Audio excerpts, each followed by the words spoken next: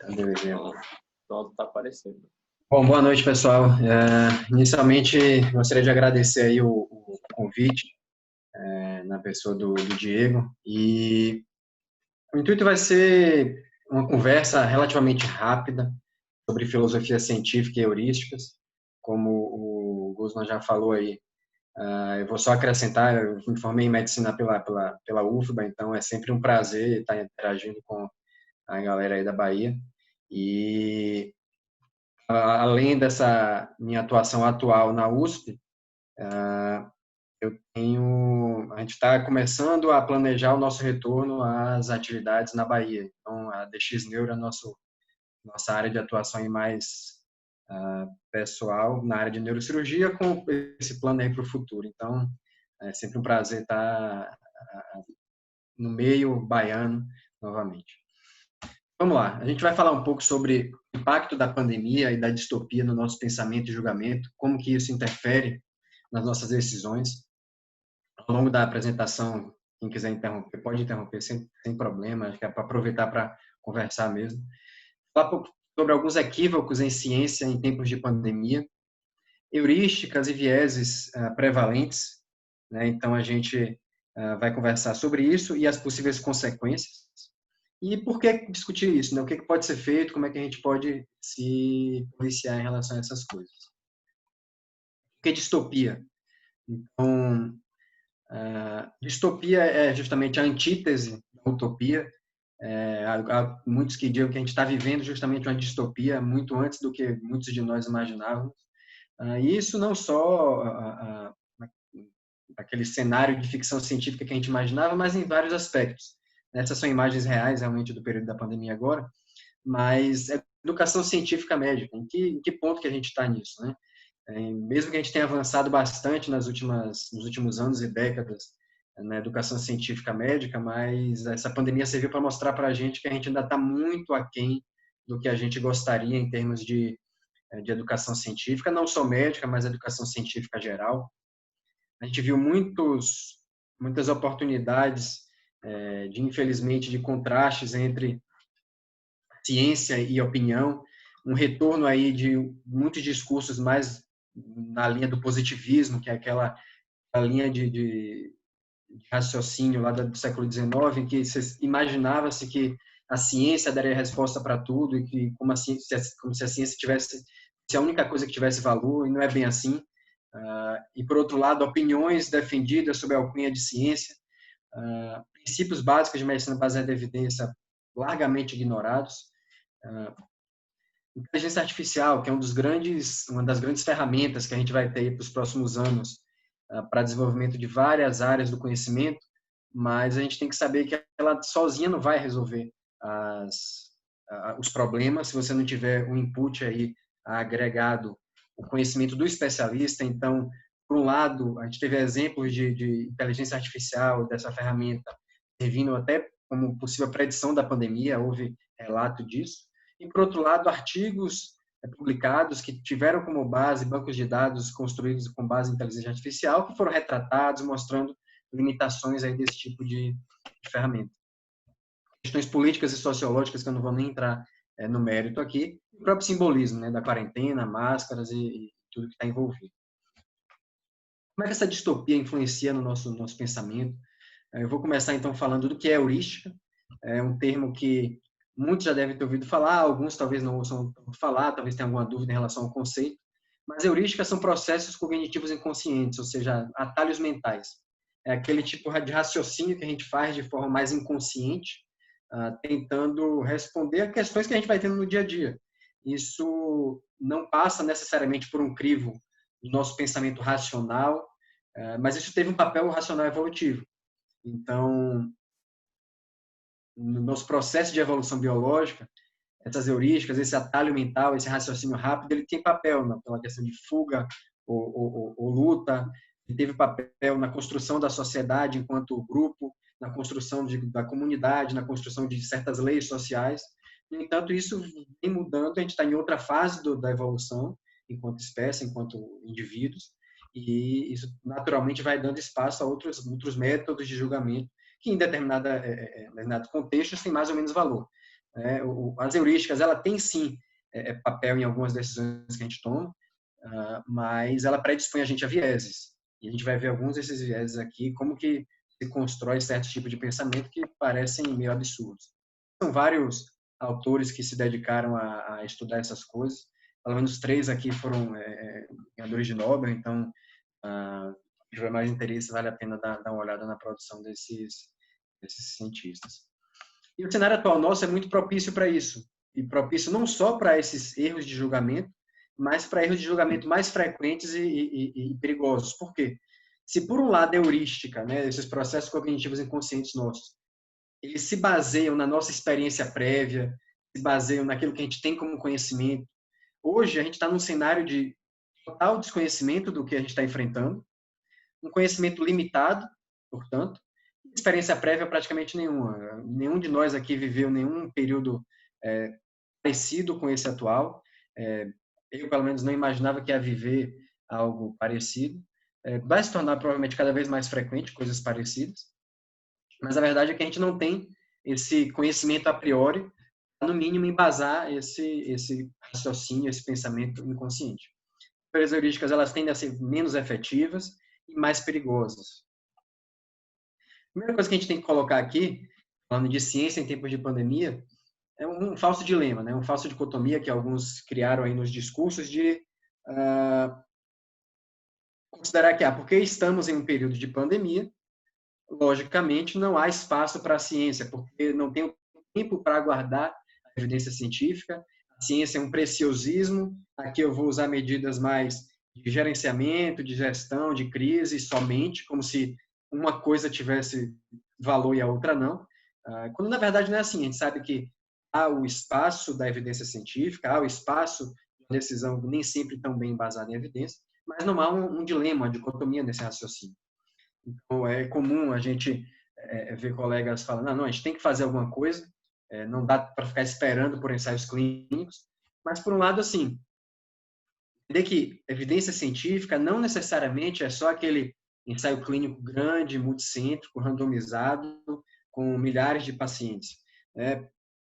Pequenos ensaios clínicos, eles podem servir para provar conceito, outros métodos de estudo, mesmo observacionais, não de intervenção, bem desenhados, eles servem para guiar nossa conduta. Nessa questão aí, muitos criticam o pensamento científico ou a tentativa de racionalizar as condutas com cientificismo, uma forma pejorativa de avaliar ou de julgar a ciência, né? Como se não tivesse valor.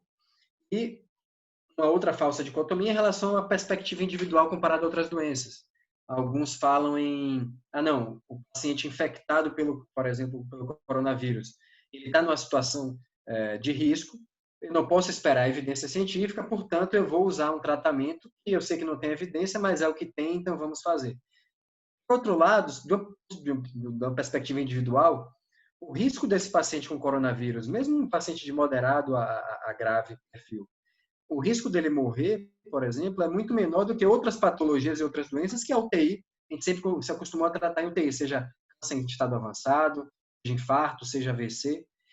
Nem por isso a gente fica advogando usar tratamentos você não tem um mínimo de evidência nessas outras doenças. Então, essa justificativa também de que tem um risco e eu não tenho um tratamento específico e tem um risco, então eu tenho que fazer uma conduta que eu não tenho um mínimo de evidência, também ela não se sustenta num raciocínio mais lógico. Diante do cenário de pandemia, aí uma outra questão. Além desses problemas do julgamento, mas você deveria, pelo contrário, não desprezar o conhecimento científico, mas, entendendo o momento de pandemia, buscar as estratégias para você ter um ecossistema científico mais eficiente. O que a gente quer dizer com isso? Primeiro, não desperdiçar a ciência, ou seja, será que é necessário realmente a gente ter, como a gente tem agora, 200 ensaios clínicos registrados no Clinical Trials sobre hidroxicloroquina? Né? Realmente é necessário tanto investimento de tempo, dinheiro, recurso humano, uma hipótese que ela não é tão plausível e tão provável assim? E isso vale para outros tipos de tratamento também. A gente cita aquele que é mais caricatural, mas isso vale para outros. Então, esse seria um momento da gente desenvolver mais colaborações multicêntricas, mais colaborações internacionais e não colaborações isoladas, uma tentativa, muitas vezes, de ter um protagonismo científico e uma correria por uma evidência ou uma não evidência, e focar em hipóteses de alta plausibilidade biológica. E alta plausibilidade biológica, a gente tem que entender que não é somente aquele racional fisiopatológico que a gente faz. Ah, não, porque essa medicação, ela age em tal receptor, naquele estudo in vitro, então se age assim, então ela vai reduzir ou aumentar aquele efeito, e isso vai levar a um melhor ou pior resultado da doença. Não pode ser confundido plausibilidade biológica, que é esse raciocínio fisiopatológico, que muitas vezes é criado para justificar um achado, ele não foi uma hipótese prévia, e não confundir isso com probabilidade a priori, que é o quê? É o quanto de estudos, o quanto de base empírica aquele tratamento que eu estou testando já tem. Foi só um tratamento que foi testado somente in vitro, em células gerais, ele foi testado em células-alvo, ele foi testado em animais, ele foi testado em pequenos ensaios clínicos, ele foi evoluindo na cadeia do pensamento da probabilidade da hipótese até se gabaritar para ser realmente testado em 200 ensaios clínicos de fase 3. Realmente foi esse caminho que ele seguiu. E tratamentos eficazes, eles são utilizados a despeito de efeitos adversos e apesar do custo. Ou seja, aquela justificativa de que, olha, o tratamento ele não tem efeito adverso, os efeitos adversos são pequenos, são de baixo risco, o custo não é alto, é uma droga barata. Isso não se sustenta, por quê?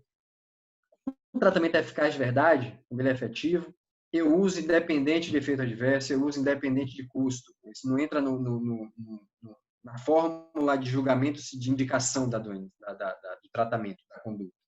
Isso é quando você vê alguém defendendo uma conduta com base em mas não faz mal, mas é barato, é porque está faltando aquele critério de indicação, está faltando aquele critério principal, que é de realmente tem evidência ou não de efetividade. E aí começaram a ser sequestradas conceitos aí de medicina baseada em evidência e conceitos de julgamento científico em prol de não só a conduta de hidroxicloroquina, aquela mais caricatural, mas uma série de outras condutas, não só medicamentosas, não medicamentosas, do ponto de vista de epidemiologia, do ponto de vista de gestão. Primeiramente, a questão de hipótese nula, o que a gente viu foi uma completa inversão do ônus da prova em relação a ser efetivo ou não ser efetivo o tratamento. Então, ao invés de você usar ou indicar uma conduta baseado na evidência de que ela é efetiva, você começou a indicar uma conduta porque não há evidência de que ela não funciona. Na verdade, a medicina está cheia e a gente lida com isso no dia a dia, mas no cenário de pandemia, isso ficou muito mais presente e escalável. Muitas vezes, um tratamento que poderia ter sido usado só em uma determinada instituição, porque um pesquisador tem influência e acabou se levando a usar mesmo sem evidência, isso se escalou para um cenário global e de forma muito rápida. E aí também argumentos de plausibilidade extrema em que não se sustenta, do tipo, se não usado a medicação, o paciente vai evoluir para óbito, ele vai ser internado em UTI, e se eu usar ele não vai morrer, não vai ser internado em UTI. Não é assim, não existe praticamente nenhum tratamento em medicina que é 100% efetivo, que tenha um NNT de 1, então esse argumento de plausibilidade extrema, no cenário atual da pandemia, raramente você vai ter alguma situação em que você vai conseguir realmente justificar uma conduta pela plausibilidade extrema. E complacência, e mesmo para aquelas pequenas indicações, se passou a expandir para todo e qualquer tipo de perfil de paciente infectado por coronavírus, do grave ao leve.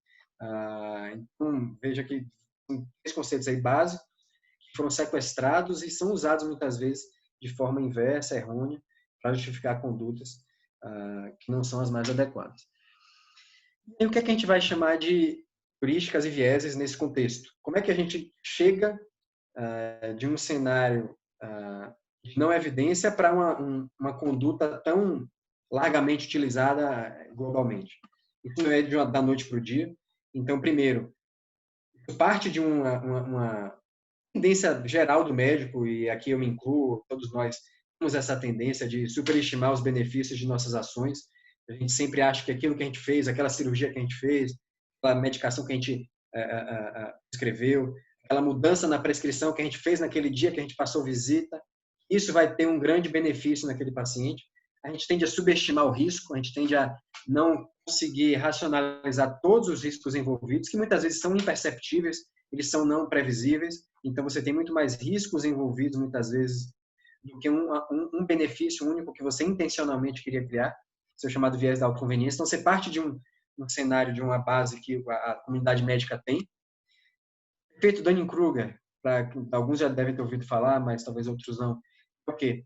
Foi um efeito descrito no final do século XX, 99, se não me engano, por dois psicólogos. E, basicamente, a gente tem o quê? Um efeito paradoxal entre o conhecimento aqui no eixo X, né, um não conhecimento, uma experiência e aquele expert, e o nível de confiança aqui no eixo Y. Então você tem esse efeito de que aquelas pessoas que muitas vezes não têm tanto realmente experiência e conhecimento acham que têm segurança e acham que devem falar e divulgar e defender aquela conduta. Enquanto que os especialistas, muitas vezes, ele tem muito mais dúvidas, essa que é a verdade. Quanto mais você se especializa, você cria mais dúvidas a respeito daquele conhecimento.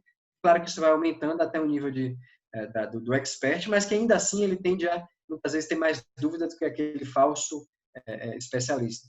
E o que acontece? Essa pessoa que ele tem uma falsa sensação de conhecimento e de expertise do tema, ele não sabe que ele está naquele cenário, né? Essa inclusive, se brinca que é a primeira lei do Dunning-Kruger, que você não sabe que você está no clube Dunning-Kruger, você não sabe em que ponto da curva você está. E isso leva essas pessoas, muitas vezes, estarem mais em foco na mídia, estarem divulgando mais, estarem fazendo mais a defesa de determinadas condutas, o que nos leva a uma outra heurística, um outro problema, a heurística da disponibilidade. Ou seja,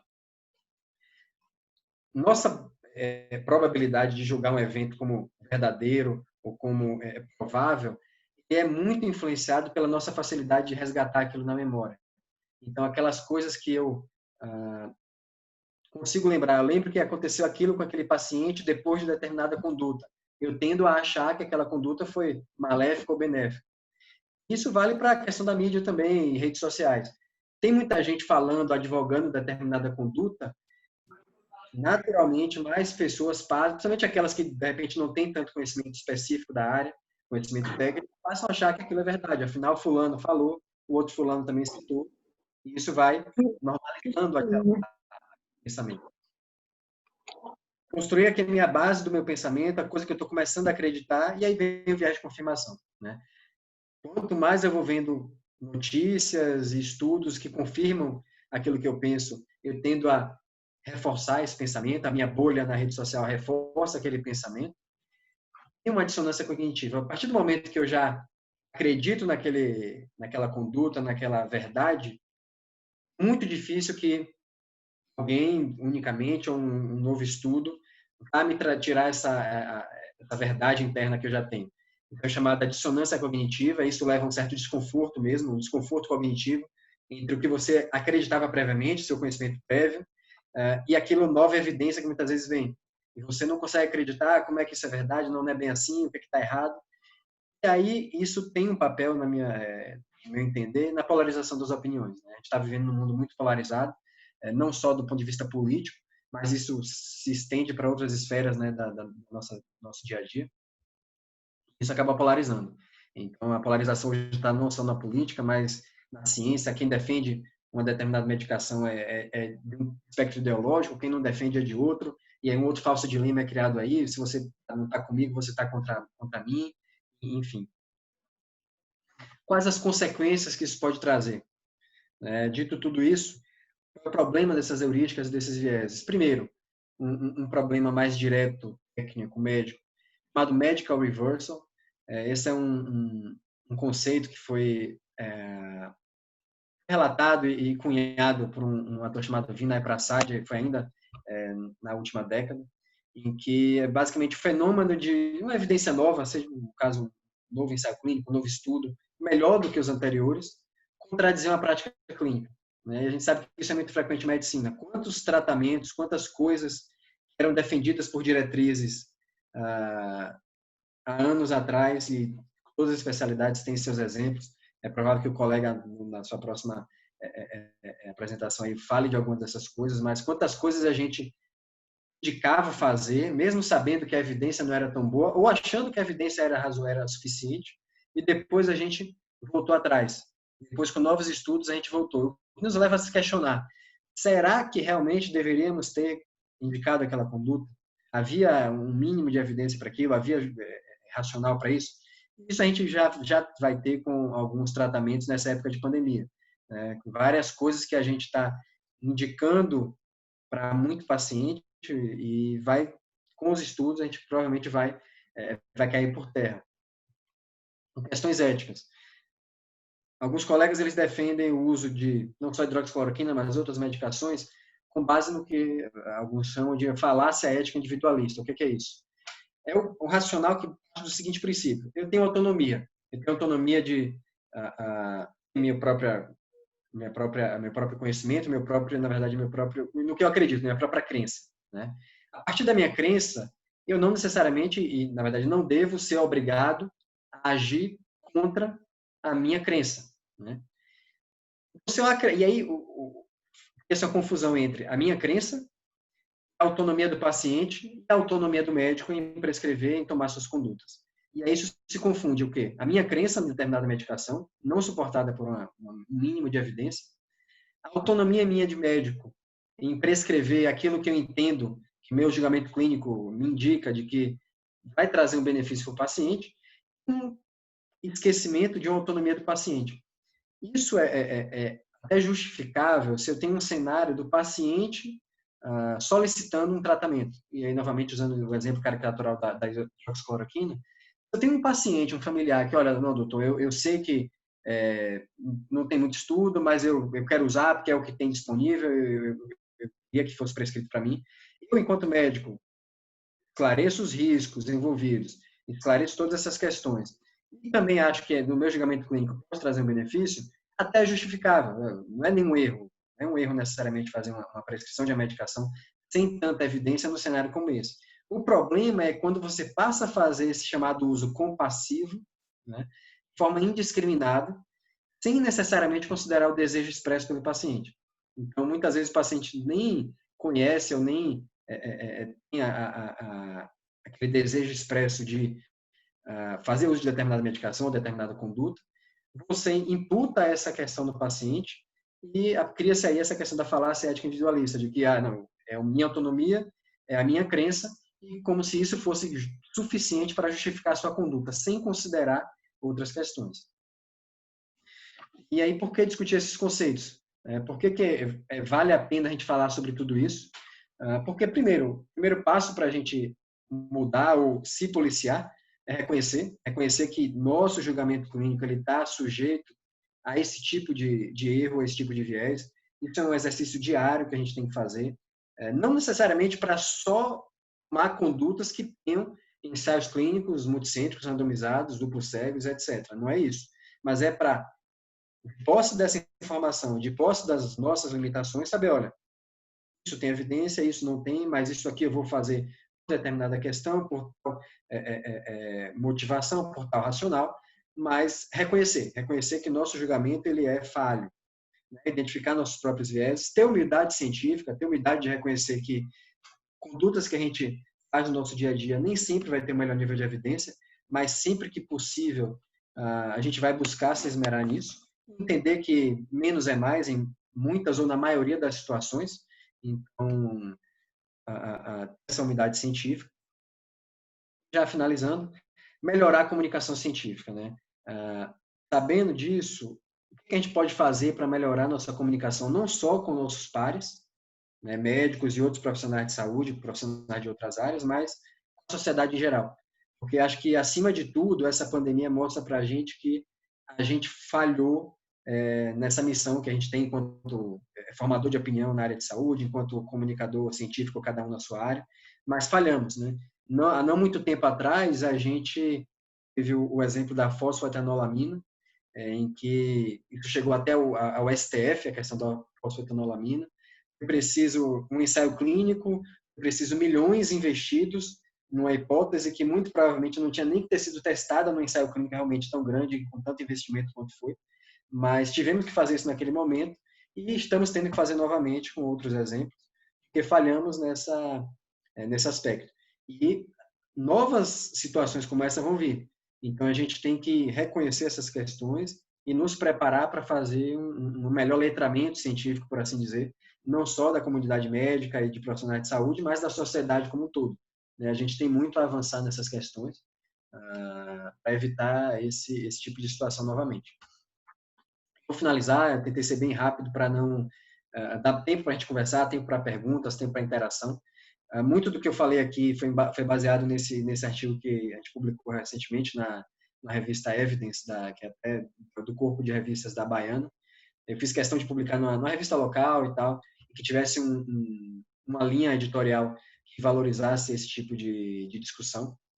Se tiver interesse em mandar alguma pergunta depois, ou qualquer tipo de contato, esse é meu e-mail, as redes do Instagram e o nosso site. Oh, maravilha, Davi. Obrigado aí pela sua aula, parabéns. Né? Acho que falo aqui em nome de todo mundo, foi uma aula primorosa aí para todo mundo, num momento tão importante assim, né? E agradeço sua disponibilidade em nome aqui do nosso serviço de otorrino do Hospital Santo Antônio, das obras sociais Irmã Dulce. Feliz aí de você estar migrando de volta, né? Veja a hora de voltar.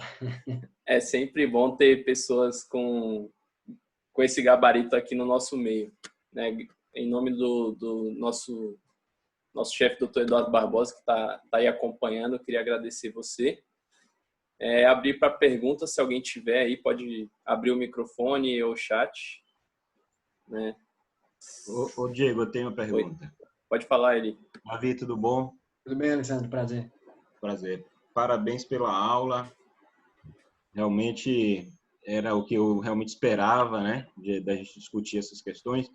Mas a gente tem aqui no nosso serviço, e nesse encontro que a gente tem aqui, pessoas que não estão, às vezes, habituadas com certas terminologias. Então, eu queria perguntar para você, que você explicasse para a gente o que é NNT, e qual é o NNT de grandes tratamentos que a gente tem aí de uso corriqueiro, com evidência científica, para a gente entender um pouquinho que o NNT, ele né, de grandes tratamentos, ele não é 100% efetivo. Você falou no momento aí na sua aula que não existe tratamento com NNT de 1, né? Então, a gente explica para a gente um pouquinho sobre isso aí.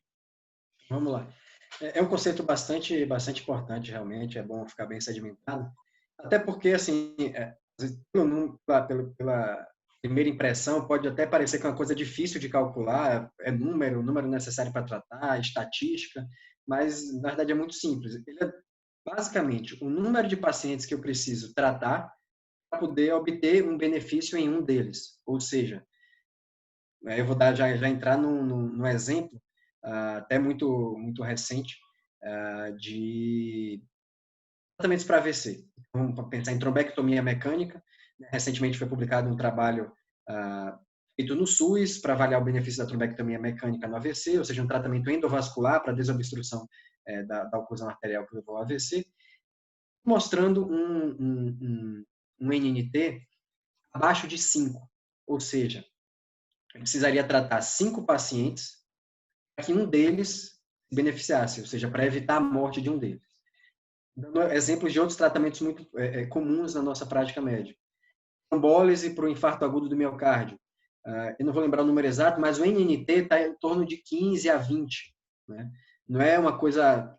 Imagine, você tem que trombolizar 20 pacientes, ou 15, não lembro o número agora, com infarto, para você salvar a vida de um deles. E parece uma coisa que no dia a dia, a gente acha que se eu não trombolizei, eu matei o paciente, se eu trombolizei, eu salvei a vida dele, e não é bem assim.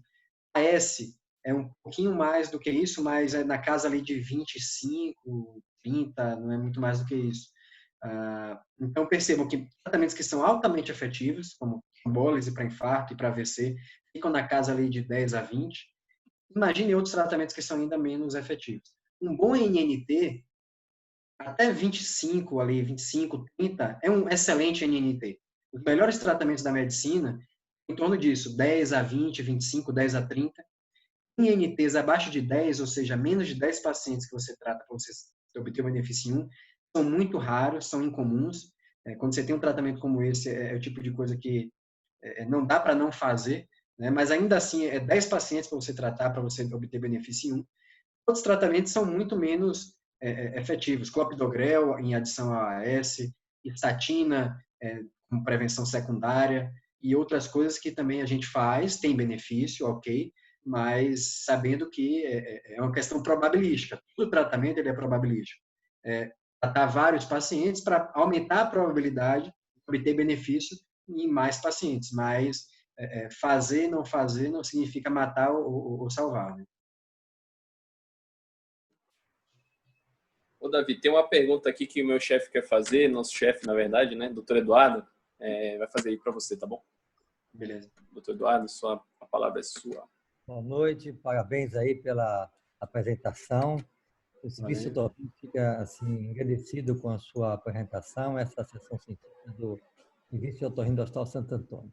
Eu gostaria de ver se você poderia dar uma explicação, pelo menos para minha falta de conhecimento nisso. Eu vejo que vários colegas nossos com achismo, ele usam azitromicina, ivermectina, outras drogas relacionadas com paciente de Covid. Eu percebo que não tem nenhum trabalho ainda definido sobre isso. Isso aí torna uma segurança que alguns pacientes, doutor, já quero tomar azitromicina, quero tomar ivermectina, quero tomar isso, isso, isso. O que é que você pode me falar oficialmente, sobre essas drogas que estão sendo especuladas por alguns profissionais, colegas, usando indiscriminadamente azitromicina e ivermectina? Do ponto de vista de estudo com boa evidência, não tem nada. A verdade é que a própria hidroxicloroquina, que é a que está mais em evidência, na mídia e mais conhecida, agora que estão começando a sair os primeiros ensaios clínicos. Então, a gente teve o Recovery, que é um ensaio clínico que foi desenvolvido na Inglaterra.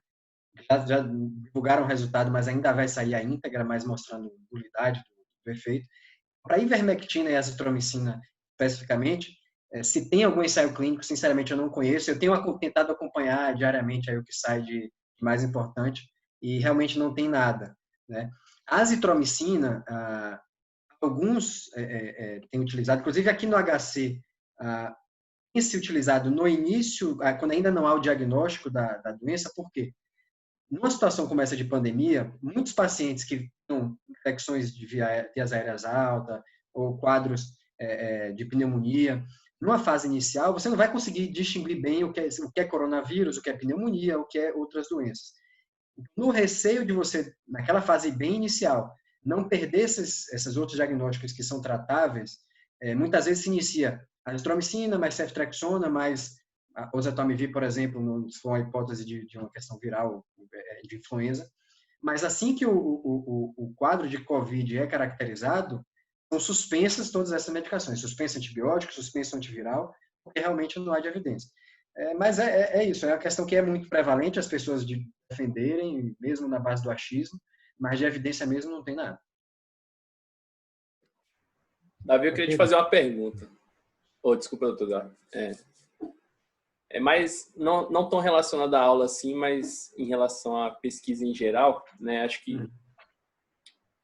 para quem não conhece, assim, Davi atua lá no Hospital das Clínicas, né? Ele está desenvolvendo uma série de pesquisas aí na área da neurocirurgia. Eu queria que você falasse um pouquinho, né, como é a sua experiência em relação ao desenvolvimento de pesquisa em área cirúrgica, né? A gente sabe que as áreas cirúrgicas, elas carecem muito de pesquisas bem desenvolvidas e com metodologia boa em diversos aspectos. E eu imagino que na neurocirurgia seja ainda mais difícil, já que você lida com pacientes muito graves, né, de forma geral. Eu queria te perguntar como é que você enxerga isso, quais são as dificuldades, como você tenta desenvolver uma boa pesquisa. Eu sei que você faz muitas boas pesquisas, né? Queria falar um pouquinho, que você falasse um pouquinho disso. É uma boa pergunta. Isso é uma coisa, inclusive, que eu me fiz muito esse questionamento na fase de escolha da especialidade. Por quê? A área cirúrgica, e isso é clássico, realmente tem mais dificuldade de realizar trabalhos, por algumas questões que eu vou abordar daqui a pouco. Mas, se você pretende sugerir mudanças a colegas médicos, e principalmente a colegas cirurgiões, de dizer, olha, essa não é a melhor forma de fazer, vamos fazer diferente, olha, a evidência é assim, é o contrário, vamos mudar essa conduta. Muito difícil que o primeiro médico já tenha essa tendência, mas o cirurgião, talvez um pouco mais, ele tem uma tendência a não aceitar muito bem sugestões de colegas que não são do próprio meio dele. Então, eu tinha isso para mim, que se eu quisesse fazer pesquisa de qualidade em neurociência e sugerir mudanças em neurocirurgia, muito dificilmente seria bem recebido se não fosse neurocirurgião. E isso eu acho que vale para todas as especialidades, é difícil você não ter realmente alguém do meio que vai realmente ser um âncora para trazer o convencimento para aquela comunidade, para aquele meio. Dito isso, aí a gente vai para as dificuldades do meio cirúrgico para a realização de pesquisas. Uma questão que é independente de qualquer coisa é a padronização da intervenção é muito mais fácil num tratamento clínico do que no tratamento cirúrgico. Então, enquanto que no tratamento clínico você dá uma medicação com a dosagem definida, com um intervalo de administração bem definido, um perfil de farmacodinâmica e farmacocinética bem estabelecido, uma intervenção cirúrgica é muito heterogênea. A gente que é de área cirúrgica sabe que, por mais que a técnica cirúrgica seja semelhante e muitas vezes você da mesma escola, um colega de anos seu da residência, foram ensinados iguais, mas certos detalhes são diferentes, a própria habilidade do cirurgião ela é bastante variável, a experiência, a forma de lidar com complicações no intraoperatório são muito variáveis. Então, existem estratégias para você tentar padronizar a conduta, padronizar a técnica, mas a gente sabe das limitações disso. Então, de base, você tem mais dificuldade de realmente homogeneizar as condutas e, portanto, de trazer conclusões a partir daquele estudo em que você está comparando uma técnica e outra. Também por isso é frequente o cirurgião que muitas vezes não está confiando no resultado de um estudo, ele dizer, mas aqueles cirurgiões, aqueles intervencionistas que fizeram esse procedimento no estudo foram dos centros tais, que eu sei que tem menos experiência do que o meu centro, então eles não sabiam fazer direito. Na minha prática, eu sei que assim que é melhor, então eu vou continuar fazendo assim. O estudo só foi negativo, não foi, essa técnica não foi boa nesse estudo, porque eles não sabiam fazer como eu sei. Isso é uma questão difícil de superar, é uma questão que superar isso aí passa necessariamente, na minha opinião, por melhor treinamento em ciência, em medicina baseada em evidência e quebra de certos paradigmas, quebra de certos dogmas, não só na formação médica, mas na formação de cirurgião, mas isso vem desde a formação lá da graduação, mas passa por isso.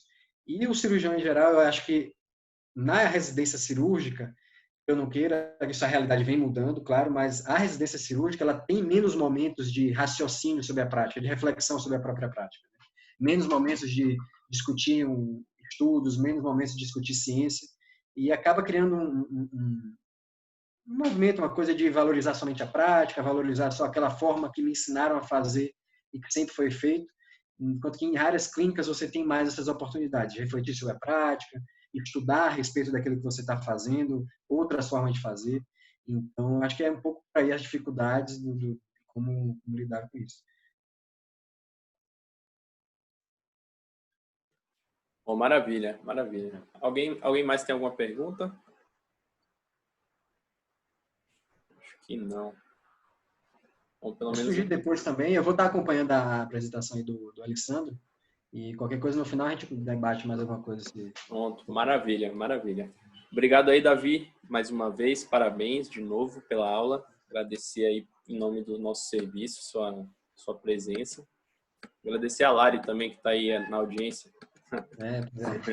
Eu que agradeço o convite. Agradecer novamente aí o convite. É sempre bom falar desses temas. Beleza. A gente vai passar agora para a aula de Dr. Alessandro Coelho, Choosing Wisely em otorrinolaringologia, né? Fazendo a conexão entre o que Davi apresentou aí para a gente e a nossa especialidade. Vou pegar o bolo. Se você puder descompartilhar sua tela aí. É isso que eu estava tentando fazer aqui agora. Só para a gente, para Alessandro poder compartilhar. Pronto, maravilha. Eli, obrigado mais uma vez pela sua presença e a palavra é toda sua. Vocês estão vendo a minha tela? Sim. Eu só não estou...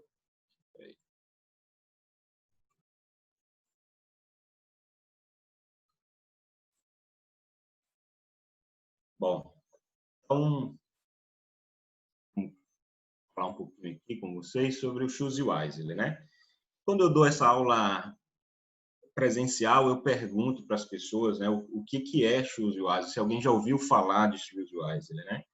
E a taxa de pessoas que sabem o que é Choose Wisely é muito baixa. Então, o que é isso, né? Para falar um pouquinho de Choose Wisely, a gente voltar um pouquinho e falar um pouquinho sobre o conhecimento, como é o conhecimento científico, ele foi construído, né? Então, antigamente, na antiguidade, né, os fenômenos da natureza, os fenômenos fisiológicos, como nascer, morrer, respirar, falar, enfim, dormir, acordar, e como também as doenças, né, as pestes, as pragas, elas eram explicadas através da mitologia, através de religião e através de crenças populares, enfim, de crenças que passavam de gerações para gerações, né? Esse filósofo, um filósofo inglês, ele viveu no século XIX, ele foi a primeira pessoa a cunhar o termo cientista, né? Entre a antiguidade e esse filósofo, algumas pessoas começaram a se debruçar sobre esses assuntos, sobre a fisiologia, sobre os fenômenos naturais, né? E pensar em razões ou justificar esses fenômenos de outras formas. Essas pessoas eram os filósofos, né? E esse cidadão aqui, esse filósofo, ele era conhecido como um filósofo da natureza, né? Um filósofo natural. Então, antes, os cientistas que a gente conhece hoje eram chamados de filósofos da natureza ou filósofos naturais. Um pouquinho mais para frente, já no século XX, o Cochrane, né, que é um médico escocês, ele revolucionou a medicina trazendo, ao defender o uso do método científico para testar, né, o funcionamento de tratamentos médicos, né, a eficácia de tratamentos médicos. Ele tem uma história de vida bem interessante, chegou até a ser prisioneiro de guerra, e ele trouxe esse termo, ele cunhou esse termo, que é um dos fundadores da medicina baseada em evidência. Então, a gente tem um pensamento científico e a gente tem um pensamento clínico. E esses dois pensamentos, eles parecem que estão distantes, né? Então, é muito comum a gente ver um cientista ter até uma visão assim meio snob de como se eles fossem assim, eu sou o detentor do conhecimento, eu sou quem produz conhecimento, né? E você é só um clínico, né? E do outro lado, o clínico falar, é muito comum a gente ver isso na prática, fala assim, você está fazendo muita ciência, pare de pensar assim, porque você está fazendo muita ciência. Como se essas coisas fossem separadas, como se essas coisas fossem antagônicas. E, na verdade, não é. O pensamento científico, ele só existe para ajudar o pensamento clínico. E o pensamento clínico, ele depende do pensamento científico. A clínica depende da ciência para nortear as suas condutas. E a ciência depende da clínica porque ela é o objeto. A ciência é o objeto da ciência é a parte clínica. Então, ela vai funcionar quando a gente estiver no nosso consultório, prescrevendo um tratamento ou prescrevendo, indicando um diagnóstico, um método de diagnóstico ou indicando um tratamento, né? Isso foi baseado em pesquisa científica. Então, a gente tem que aproximar esses dois pensamentos, o pensamento científico e o pensamento clínico. Eles não são antagônicos, né? Eles se complementam. Bom, mas agora no século XXI, essa associação, em 2012, ela, preocupada com a utilização exagerada e inapropriada de recursos na saúde, ela criou essa iniciativa, a ABIN, criou essa iniciativa chamada Choose Wisely, que tem por tradução a escolhendo suavemente, sabiamente, né? Escolhendo sabiamente, ou escolhendo com sabedoria, seria a tradução para o termo Choose Wisely, né? E ela vai ao encontro desse pensamento, desse paradigma de que menos é mais. Então, o Choose Wisely, ele complementa a medicina baseada em evidência quando a gente pensa que medicina baseada em evidência é fazer aquilo que tem a melhor evidência possível. Então, faça aquilo que tem a melhor evidência possível. O Choose Wisely, ele versa sobre não fazer aquilo que não tem evidência. É um pensamento que parece contrário, mas é um pensamento que é complementar à medicina baseada em evidência. Tá? Então, essa iniciativa, ela solicitou às sociedades de especialidade americana a criar listas, né, de coisas que são muito utilizadas na prática pelos especialistas, mas que não deveriam ser feitas porque não tem evidência científica. Tá? Então, ela tem como missão diálogo entre profissionais de saúde, entre os profissionais e seus pares, entre profissionais e pacientes, e eles visam estimular escolhas, né, que sejam baseadas em evidências, que não multipliquem testes e procedimentos, que sejam seguras e que sejam realmente necessárias. Tá? Então, a iniciativa basicamente se resume em solicitar às sociedades de especialidades a criar listas de coisas que não deveriam ser feitas. Teve uma adesão de sociedade de especialidades nos Estados Unidos, chegando a mais de 70 associações médicas, e a partir dos Estados Unidos ele foi para o Canadá, tem uma iniciativa Choose Wisely Canadá, e depois se espalhou pelo mundo, tendo hoje vários países, inclusive o Brasil, participando dessa iniciativa, que passou a se chamar o Choose Wisely Internacional. Então, a gente vê que nos guidelines que a gente acompanha e que a gente, às vezes, se baseia a nossa conduta, ele está muito focado nesse mesmo pensamento da medicina baseada em evidência, em fazer aquilo, né? Faça isso, faça aquilo, no que você deve fazer, né? Diante daquela patologia ou daquele paciente. Tá?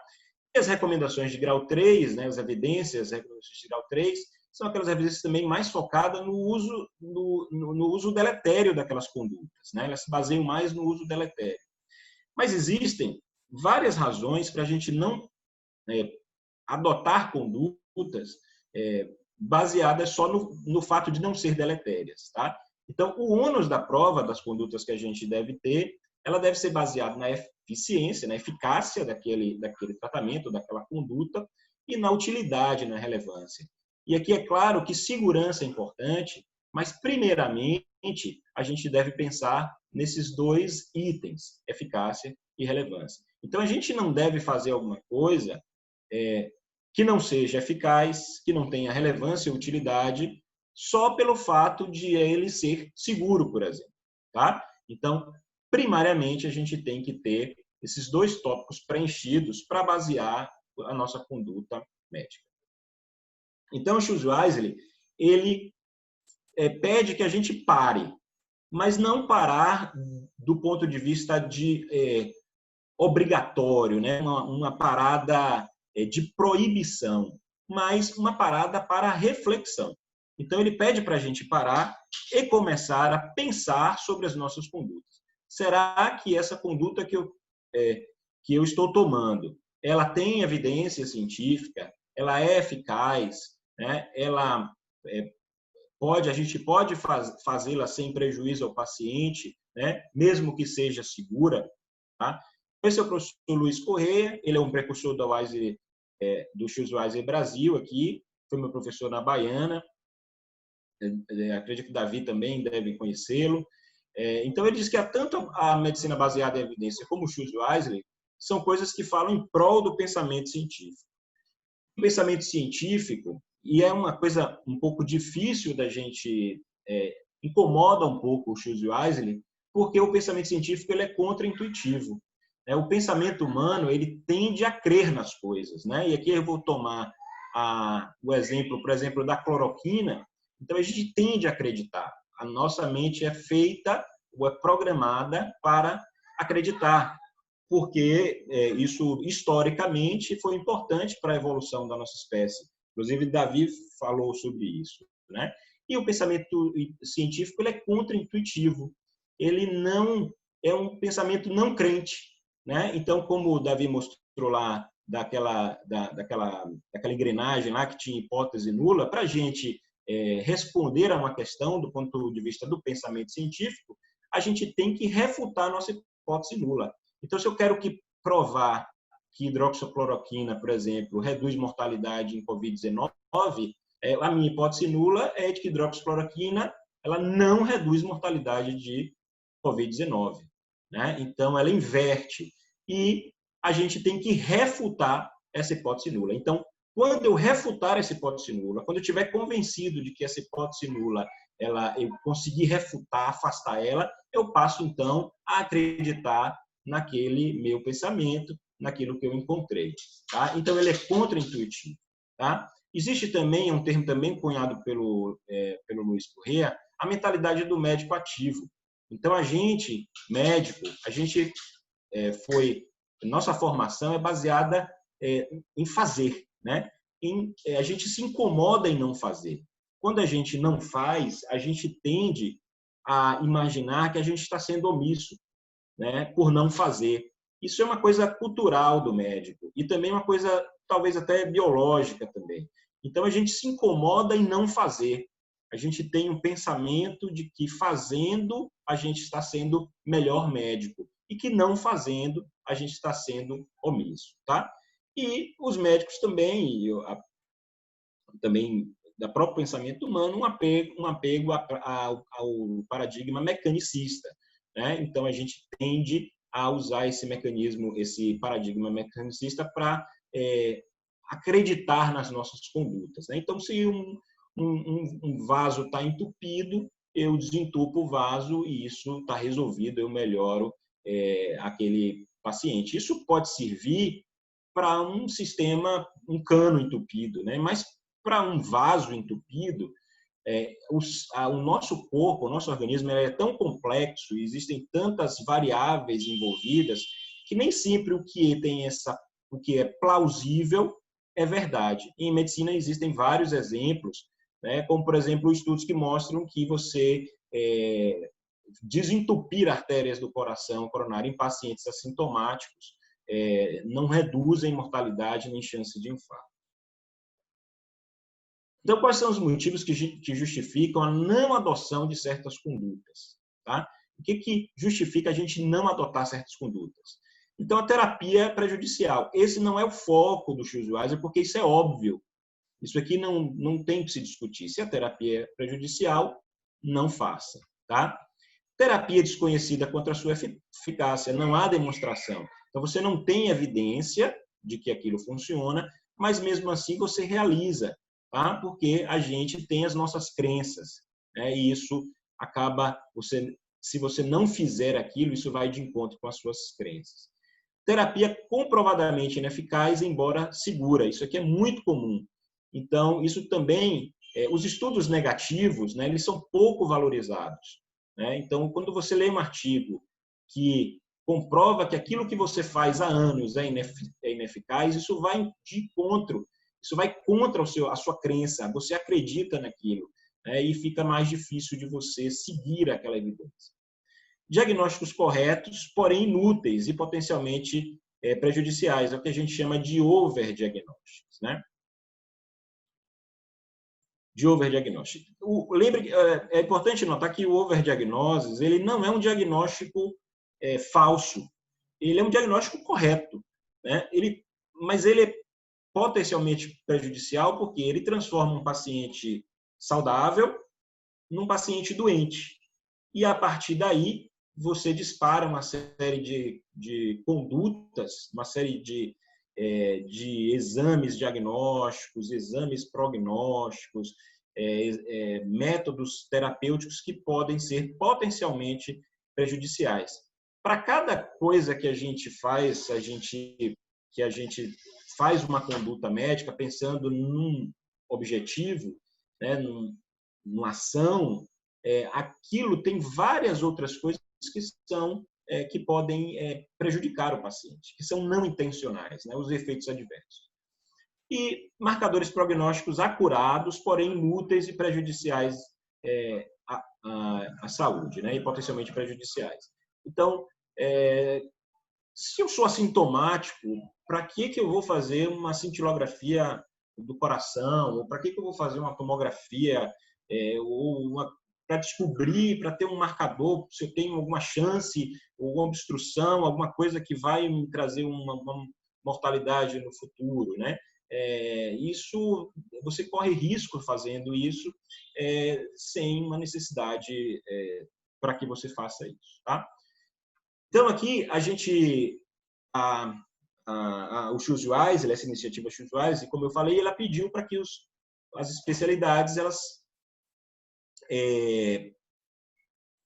elas fizessem as suas listas. Inicialmente eram 5 coisas, 5 itens para cada lista, mas muitas especialidades fizeram mais do que 5. Né? Então, a gente tem aqui a Associação Americana, Academia Americana de Otorrino, e ela fez a sua lista. Então, a gente vai ver a lista da sociedade americana. No Brasil, existem várias sociedades que aderiram ao Choose Wise do Brasil. A Associação Brasileira de Otorrino não está na Choose Wise do Brasil. Então, a gente vai usar a Choose Wise dos Estados Unidos mais como um exemplo. Tá? Então, o primeiro item é não fazer rotineiramente exames de imagem sinusal em pacientes com sintomas limitados com diagnóstico primário de rinite alérgica isolada. Tá? Cada item desse tem uma evidência por trás. Quando você entra no site da associação, você tem acesso aos artigos que basearam esse item. Tá? Então, tudo isso que eu estou falando aqui tem a evidência de que não se deve fazer. Tá? Então, o segundo é não rotineiramente use antibióticos perioperatórios para crianças em tonsilectomia eletiva. 3, não fazer tomografia de seios paranasais com 90 dias para avaliar uma rinocinusite crônica não complicada em pacientes que têm uma tomografia, né, que a tomografia obtida for adequada em razões de qualidade e resolução, para ser interpretada por um clínico e ser usada como planejamento cirúrgico, né, ou elaboração cirúrgica. 4 é não solicitar exames de imagem em pacientes com zumbido bilateral não pulsátil, perda auditiva simétrica, quando esse paciente tem um exame físico e uma história normal. 5, não colocar tubos de ventilação em crianças saudáveis que tiveram um episódio simples, um episódio único de fluido no ouvido com duração de menos do que 3 meses. Não obter tomografia ou ressonância em pacientes com queixa de rouquidão antes de examinar a laringe. Não obter imagens radiográficas em pacientes com critérios clínicos de rinocinusite aguda não complicada. Não prescrever antibiótico em casos de otite externa aguda não complicada. A 9, não prescrever antibióticos em otorreia não complicada aguda em tubos de ventilação, em pacientes com tubos de ventilação. E a 10ª é não solicitar tomografia de cérebro-cabeça em perda auditiva súbita. Você veja que esses itens, essa lista, tem várias coisas que parecem óbvias, mas que muitos médicos fazem isso e que se estão nessa lista, esses itens estão nessa lista, é porque existe uma razão de alertar aos especialistas de não fazer isso. A Choose Wise também ela tem recomendações, um top 10 de recomendações de todas as especialidades. Essa é a top 10 de todas as especialidades. Eles pegaram as 10 melhores recomendações de toda especialidade. A gente encontra aqui na segunda, que é sobre o uso de antibiótico em rinocinusite aguda, leve ou moderada, com menos de 7 dias. Né? Então, a gente tem aí no top 10 uma recomendação da nossa especialidade. Tá? A Choose também, ela também serve a médicos de atenção primária, né, que podem consultar essas listas. E a gente tem, eu trouxe a lista da otorrino, mas o otorrino pode se beneficiar de outras listas. Porque o otorrino tem uma interface grande com outras especialidades. Então, tem lista de medicina do sono, tem lista de alergia, de imunologia, lista de infectologia. Então, a gente pode se valer de listas de várias especialidades. Tá? Essas listas, elas servem como uma inspiração. Né? Então, a gente pode fazer a nossa própria lista. Ou, se você tem dúvida de uma evidência, de uma conduta que você quer tomar, e que essa conduta que você quer tomar, você não tem certeza se ela se tem evidência científica, você pode consultar isso. Né? A gente tem uma hierarquia nos trabalhos científicos. Né? A evidência ela se faz através de artigos que são confirmatórios, né? Como, por exemplo, as meta-análises, os ensaios clínicos randomizados, duplo cego. Né? E quando não se tem isso, você tem outras evidências que você pode utilizar e a ciência ela vai se construindo, as evidências vão se construindo, às vezes, com um acúmulo de evidências, né? Com um acúmulo de artigos científicos. Tá? Então, isso é só um exemplo. Né? Então, a gente tem a colaboração Cochrane, que é um site que é aberto, qualquer um pode acessar. E lá eles estão cadastrados várias meta-análises, vários artigos de revisão, né?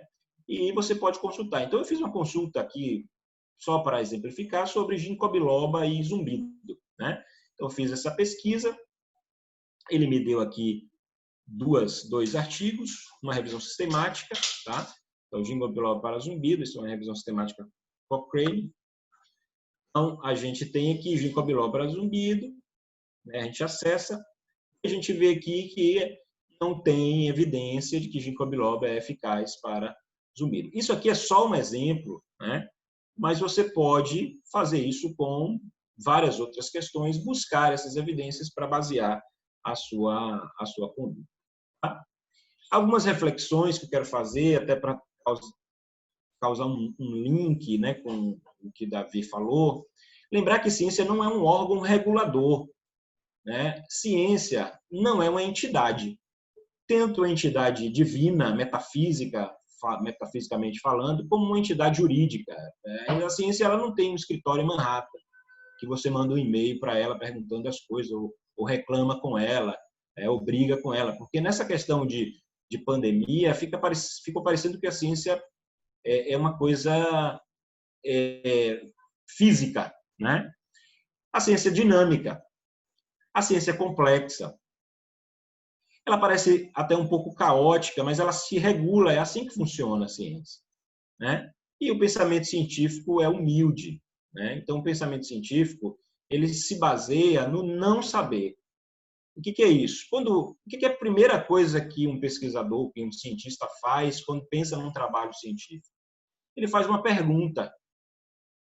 Então, eu faço uma pergunta. A hidroxicloroquina reduz mortalidade em Covid-19? É a minha pergunta. Então, a ciência ela parte do princípio de não saber, do não saber. Ela é humilde, ela parte do princípio de não saber. A partir daí, eu vou testar essa minha hipótese. Né?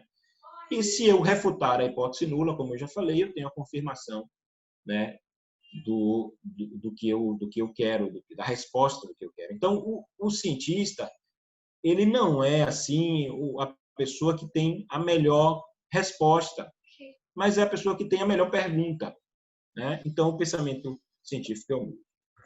Então, esse aqui é o Winston Churchill, todo mundo conhece, primeiro-ministro inglês, e o Churchill ele dizia que a democracia ela não é o sistema de governo perfeito, mas era o melhor sistema de governo que a gente tem. Eu, pensando nessa frase, eu digo a mesma coisa em relação à ciência. A ciência, ou pensamento científico, ela não é o método perfeito, mas é o melhor que temos. É o melhor método que temos para basear as nossas condutas. E a gente deve se basear nele para tomar as nossas condutas médicas, tá? Então, até pensando no pensamento científico, no método científico como um teste, se você tem uma questão e você quer resolver essa questão, você coloca essa questão sob a ótica do método científico. E ele vai te responder com a sensibilidade que esse método tem. Ele não tem a sensibilidade igual um teste que você solicita no seu consultório para uma doença, ele não é um teste 100%, né? Ele tem as suas limitações, mas ele é o melhor que a gente deve se basear. E eu falo isso, inclusive, em relação ao valor de P. Então, o valor de P é a maior mostra dessa limitação da ciência, dessa humildade da ciência. Então, a gente fala o valor de P de 0,05. Então, o que é o valor de P de 0,05? 0,05 é 5%. Então, o valor de P significa que aquilo que você encontrou no seu trabalho, no seu estudo, ele tem 5% de chance de ser causado pelo acaso, né? E tem 95% de chance de ser uma verdade, entre aspas, né? Então, o próprio valor de P, que muita gente repete até sem pensar um pouco, ele é o nosso, digamos assim, a nossa humildade na ciência, né? É a demonstração da humildade. Tá? Então, aqui é um outro pensador americano que ele diz que a ausência da evidência não significa a evidência da ausência. Né? Então, quando eu li essa frase primeira vez, eu tive que levar um tempo para digerir um pouco essa informação, né? É justamente isso que eu acabei de falar, né? Então, a gente tem um método que é o melhor método, mas ele não é 100%. Então, se você não encontrou a evidência, né? Então, pode ser que o seu método não consiga chegar naquela evidência, né? Então, lembrar que a ciência é dinâmica, coisas que eram verdades no passado deixam de ser verdades e passam a outras coisas serem verdades. É assim que funciona e a gente tem que aceitar isso. Tá? Então, para terminar, eu queria só, antes de terminar, lembrar que o Choose Wisely ele não tem uma ação regulatória. Ele não é uma proibição do médico, dizendo não faça. Né? Ele se não afasta as pessoas do Choose Wisely. Então, ele tem uma ação regulatória, ele não tem uma ação regulatória, ele tem uma ação de pensar, de pensamento, de você parar e pensar sobre o que está fazendo. Ele não deve ser uma iniciativa governamental. Os governos podem ter outras intenções ao utilizar Choose Wisely. Não deve ter foco político. Ele não deve ser focado em redução de custo. Não se trata disso. Se trata de qualidade no que você está fazendo, de qualidade de serviço. Ele é uma conversa, né? E ele está relacionado ao profissionalismo médico, né? A gente tem que ser profissional, e profissional significa basear as nossas decisões no que a gente tem de melhor, que são as evidências científicas. Tá? Então, aqui é o site da Choose Wisely, para quem quiser acessar e apreciar as listas que estão lá. Tá? Eu agradeço, finalizo aqui, estou aberto às perguntas. Beleza, Elisandro, parabéns, ótima aula aí, fazendo esse link aí entre a primeira aula e a sua aula, muito bom. Eu queria te fazer uma pergunta. Diga. Não sobre a aula em si, mas assim, acho que é uma tendência natural, né, da gente receber pacientes cada vez mais e mais bem informados, né? A gente recebe pacientes informados, mas assim, às vezes mal informados, mas a tendência é a gente receber cada vez mais pacientes muito bem informados a respeito do que ele está buscando da gente, né? E eu queria saber de você como é que é a sua abordagem no dia a dia quando você recebe aquele paciente mais questionador, que às vezes já chega com material, né, a respeito do que ele tá buscando ali no atendimento. Eu queria que você falasse um pouquinho sobre isso, assim. Vi no Google. Exatamente. Vi no Google, li tal coisa, Meu tio falou que é assim, ele é médico, ele falou que é isso. Então, como é que seria a sua abordagem? Como é que você lida com isso no dia a dia? No dia a dia, a gente tenta explicar para ele que nem tudo que ele vê na internet é verdade. E que nem sempre as fontes que ele pesquisou são fontes confiáveis de pesquisa. Então, a gente busca convencer o paciente de que aquilo pode não ser verdade, né? E tenta conversar com ele, mostrar o outro lado de pesquisas feitas por grandes instituições, porque é muito comum o paciente trazer manchete, por exemplo, de sites leigos, né? E tem lá, estudo mostra que, né? Então, teria o professor fulano de tal da Universidade de Sorbonne, é sempre assim, né? Ou então uma coisa de WhatsApp, ou um áudio de WhatsApp, olha, aqui quem fala é o doutor fulano, né? Presidente não sei, do hospital tal, né? Então, a gente tem que ter cuidado com isso, né? E fake news. E quando você está certo da sua conduta, certo do que você está fazendo e certo das evidências que você tem para o que está fazendo, aí fica fácil convencer. Mas o relacionamento médico-paciente aí vai ser muito bom para isso, viu? Maravilha. Então, eu teria uma pergunta. Opa. Ô, Marcos, por favor, fica à vontade. Como vai? Parabéns. Olá, Marcos. Marcos, só para avisar, Marcos vai ser o nosso próximo presidente da associação, viu? Prazer estar aqui com você, viu, Marcos? Obrigado a vocês, porque eu acho que se pode pretender ser presidente sem essa aula de vocês aí. Nem ser médico, eu diria, né? É o tipo da aula que tinha que pegar a turma no início, né? Pegar os brotos nascendo ali para serem moldados de uma forma correta dentro desse pensamento. Parabéns a Davi, parabéns, Elisandro, muito boa. E realmente, eu fico feliz de estar errando pouco nesse entendimento que vocês colocaram aí, talvez por instinto ou até por tentativa e erro, sem ter noção tão bem articulada desses fundamentos. Tem 2 pontos aí que eu queria provocar vocês aí. Sim. Que é a questão do custo. O custo faz diferença, claro, eu entendi a sua menção de custo, não é a gente ficar se guiando pelo que é mais barato, né? Mas a gente sabe dos grandes dilemas da saúde pública e até da privada, de levar em conta custo, né? Então, eu queria que vocês comentassem um pouco mais de como, nesse momento de decisão, inclusive nessa droga, cujo nome droga se aplica bem, nessa questão da cloroquina, que se tem evidências de que não... Isso é uma frase que eu queria que vocês falassem. Não tem evidências de que funciona, mas também não tem evidências precisas de que não... Onde é que está? Porque o viés político dominou. Então, a questão do custo, e para que vocês nos dessem uma ideia, ou até talvez a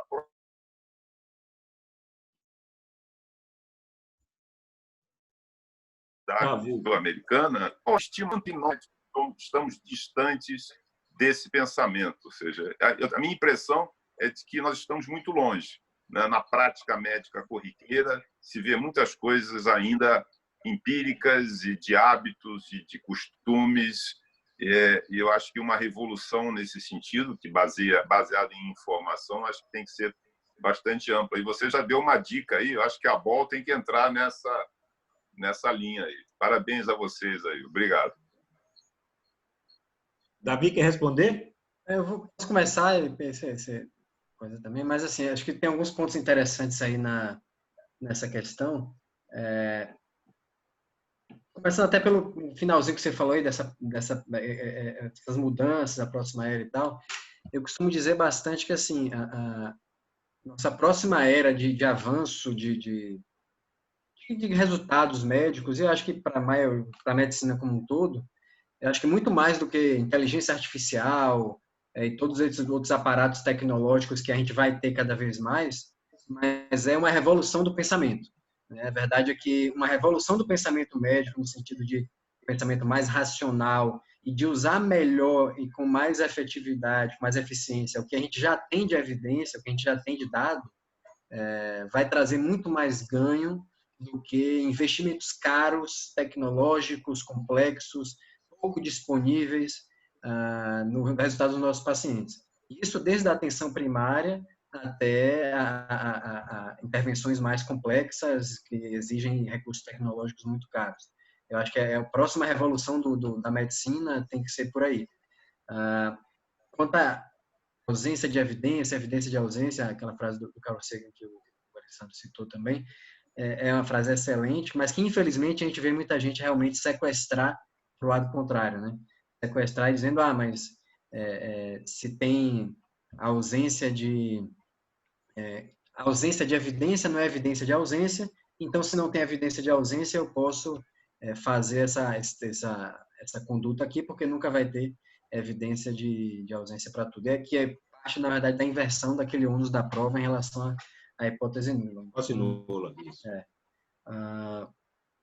Mas, em termos de custo, aí até talvez a Alessandra possa falar melhor do que eu, mas acho que o Choosing Wisely, acho que tem até um princípio de não entrar tanto no mérito do custo, né? Isso. A questão do custo. Talvez ele possa falar um pouco mais, que eu até queria saber um pouco mais. Eu já ouvi falar isso, mas não tenho muito conhecimento, porque eu não sou do meio mesmo. Leio muito sobre Choosing Wisely e tal, mas esse princípio de questão de custo, eu não sei como é que ele lidar. Então, o pessoal do Choosing Wisely, eles não discutem custo. É um tema que eles evitam por um motivo. Não se trata de custo, se trata de qualidade do atendimento. Custo vai ser uma consequência. Mas alguém ou algumas entidades ou fontes pagadoras, enfim, eles podem se apropriar do Choosing Wisely, eles podem usar o Choosing Wisely como uma justificativa, né, para a redução de custo. Então, por esse motivo, o Choosing Wisely não discute custo, né? Justamente pelo risco que tem por exemplo, eu vou dar um exemplo que pode acontecer, uma grande operadora de saúde se apropriar desse conceito e utilizar isso como justificativa para reduzir custos e obter ganhos com isso, lucros, né? Então, os usuários eles se abstêm. Agora, é claro, eu não vou ser inocente, né? Eu sei que uma conduta baseada no Choosing Wisely, uma prática médica baseada no Choosing Wisely vai levar, eventualmente, à redução de custos, tá? E uma outra coisa também que eu gostaria de falar é que muita gente já viu essas certificações de qualidade, né? Certificações de qualidade ISO, certificações de qualidade isso, aquilo. Essas certificações de qualidade, elas visam prevenir ou evitar erros técnicos, né? Então, assim, lá no hospital da gente, por exemplo, a gente tem o programa de cirurgia segura, né? Que a gente está lá para operar, entra a enfermeira e fala, o paciente é esse, ele tem reserva de sangue, ele tem aqui, olhou a medicação, né? Esses programas, eles estão baseados na prevenção de erros técnicos, né? De você, por exemplo, medicar um paciente errado, com a medicação errada, né? Mas o Choosing Wisely, ele traz assim uma prevenção do ponto de vista cognitivo, do pensamento. Essa prevenção do pensamento, né, do viés cognitivo, a gente não tem, né? Então, ele cuida desse erro, ele evita o erro cognitivo. Então, aquele paciente que está ali na mesa de cirurgia para ser operado e que está todo mundo preocupado se vai injetar nele, administrar uma medicação errada, os usuários pensam, será que esse paciente que está aqui, que a gente está preocupado com esses erros técnicos, ele deveria estar realmente aqui? Será que ele teria a indicação de estar agora deitado nessa mesa para poder fazer essa cirurgia? Né? Então, é uma coisa que vem antes do erro técnico. Ele vem já em outro nível, que é um nível cognitivo, de pensamento. Né? Então, ele previne, a gente protege a gente contra esses erros antes do erro técnico. Alessandro? Oi, quem falou? Foi eu. Eu acho que isso aí também corrobora nós médicos para estar sempre lembrando da questão ética, né? Da gente estar lidando com o paciente para estar sempre passando para ele o que eticamente a gente acha que é o correto. Não é o que a indústria farmacêutica vende, não é que o representante de laboratório vem para você cheio de estudozinho tendencioso, acha que é melhor para o paciente. Você tem que ter realmente fundamentos, né, científicos, medicina baseada em evidências. E assim, essa semana até li uma matéria que o Einstein, né, que é um dos hospitais que tem maiores índices de qualidade no Brasil, um CEO lá deles, há 5 anos atrás, eles implementaram, né, uma questão de indicações de cirurgia de coluna, né? Diminuíram 60% a 80% as indicações do nível da cirurgia de coluna, colocando médicos, fisiatras e ortopedistas e neurocirurgiões que não operavam para indicar cirurgia. E aí eles viram que 60% a 80% das indicações de cirurgia de colunas eram erradas. E aí o que é que eles ganharam com isso? Diminuíram o número de cirurgias e barganharam preços depois com as operadoras de saúde, operando os 20 pacientes que realmente tinham indicação de cirurgia. Ou seja, fazendo a coisa ética. E o que realmente deveria ter indicação, entendeu? Perfeito. E quando a gente vai buscar as razões pelas quais um médico toma condutas médicas, a gente vai encontrar uma série de razões.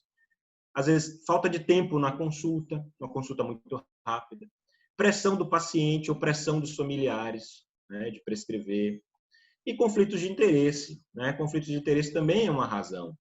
A gente... Muitos ortomoleculares, né, que os pacientes querem milagres que eles façam e os caras saem prescrevendo meio mundo de coisa que realmente não tem evidência nenhuma, né? Exato. Existe uma pressão da indústria, pressão de empresas de materiais, de equipamento. Tudo isso são razões para que a gente tome condutas. A gente está lidando com isso o tempo todo, né? Mas a gente deve, como o princípio de Schwarzenegger, pare, né? Mas pare e pense apenas. Não é pare como uma obrigação, uma coisa forçada. Isso. Tem um ponto, hein, Elisandro? Sim, Marcos. Um ponto importante nessa questão que vocês mencionaram, um ponto que é bastante preocupante, né? Que já se viu por aí acontecendo. Quando os exames complementares são colocados empacotados, reduz a solicitação e a indicação. Quando eles são cobrados à parte, eles são pedidos repetidamente, né? Isso é um descompromisso, é complicado de explicar isso, né? Por isso que se defende, em tese, uma autonomia do médico em relação a essas fontes pagadoras, uma postura que é complexa, porque no dia a dia é feito por, teoricamente, exames teoricamente inócuos, mas que geram um maior ganho e que dá uma recuperação financeira para viabilizar tudo. Ou seja, essa confusão custo e utilização das armas terapêuticas e diagnósticas é muito complexo. Isso é uma das coisas que mais se tem que pensar, porque nós acabamos fragilizados, como essa história tem contado em coluna, né? Isso é com as áreas. Eu tive indicação de cirurgia de hérnia de disco que escapei na fisiatria, ou seja, é complicado. A gente realmente tem que tomar cuidado, senão de tudo seja cuidado. Maravilha. Obrigado. Valeu, Marcos. Esse exemplo que o Haroldo deu aí dessa estratégia que o Einstein fez, acho que é por aí mesmo. É verdade. Infelizmente, a verdade é que é frequente em cirurgias colegas pedirem materiais que muitas vezes não precisa, porque a cirurgia paga pouco. Aí, dando um exemplo bem comum na neurocirurgia, cirurgias que você não precisaria botar um catéter de PIC, mas aí o cara pede um catéter de pressão intracraniana, coloca como se fosse um dreno até, muitas vezes, nem função nenhuma, mas só para colocar, porque tem o custo, às vezes um excesso que o convênio paga, ou a empresa paga, no dia seguinte de manhã ele tira, e acaba sendo uma sabotagem da própria especialidade, da própria atuação, porque ao invés de você começar a reivindicar uma melhor remuneração da sua mão de obra, você começa a querer subterfúgios para ganhar e acaba se auto-sabotando, a verdade é essa. Maravilha. Sim, Haroldo, pode dizer. Por isso que as operadoras agora, elas vão mudar isso aí. Elas não vão pagar mais por doente, vão pagar por paciente curado.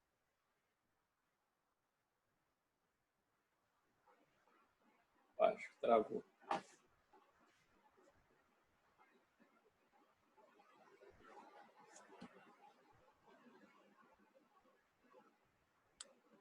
É a ciência da incerteza e a arte da probabilidade. Você não tem certeza que você vai curar o paciente. Não, você não pode fazer isso. É só pagar o médico se ele for curado. Vocês sabem que eu acho que no Egito ou na Grécia era assim, né? Se não curasse, morria junto, né? Tinha um negócio assim. Mas é que, para lembrar bem essa questão, né? Há 20 e poucos anos eles tentaram essa prática e o que aconteceu de retorno? Atualmente, o paciente mais complexo, que demanda mais investimento de trabalho médico, de pensamento, de conhecimento, etc., rende mais. Num regime desse tipo, esse paciente passa a ser proscrito. Quem é que quer um paciente que dê prejuízo?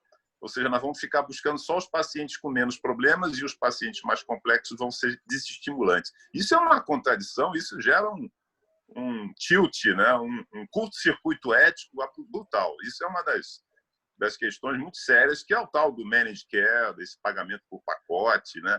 Essas perda da individualização dos honorários em relação a cada caso é um caso e cada médico é um médico, né? E nós precisamos realmente ser capazes de competir pela melhor qualidade, com menor custo, como foi bem mencionado, ter essa consciência que exatamente esse tipo de reunião que vocês promoveram, realmente isso tinha que ser muito ampliado, porque todo mundo tinha que ouvir isso. Não é só operar, tem que saber disso antes, né? Exatamente. Muito bom. Obrigado. Obrigado aí pelos elogios, doutor Marcos. Se alguém tiver mais alguma questão, algum comentário, pode ser feito. Não vou passar a palavra para o doutor Eduardo Barbosa, nosso líder da otorrinolaringologia do Hospital Santo Antônio, para as palavras aí de encerramento. Doutor Eduardo, pode ficar à vontade. Doutor Davi, obrigado aí pela essa parceria com o doutor Alessandro. Doutor Alessandro Coelho cada vez mais evoluindo. Parabéns, Alessandro. Estou gostando dessa evolução, né? Eu sei que eu nunca errei quando eu escolhi você para ficar no meu lugar há mais ou menos 18 anos atrás.